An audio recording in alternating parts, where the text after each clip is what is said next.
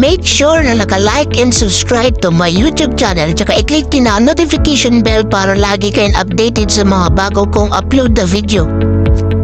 So, ngayon nga pala guys is nagtataka kayo no kung bakit na wala na yung itlog yan no. May itlog dyan, isa. Nabugok kaya yung isa guys, nabugok. Ito naman sa isang video ko yan.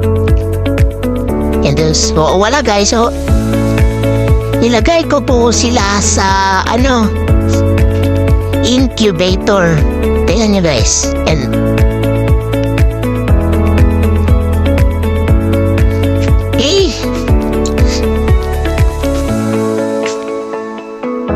bali, DIY lang pala guys yung incubator na ginawa ko.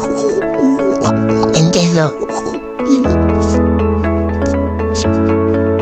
okay, sinaksak ko na pala rin nga. Guys, yan guys, oh.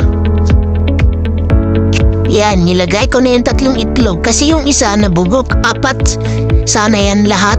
Pero yung isa nabugok. Yan guys. Bali, yelo lang po yan na bumbilya. Yan. Tapos balde.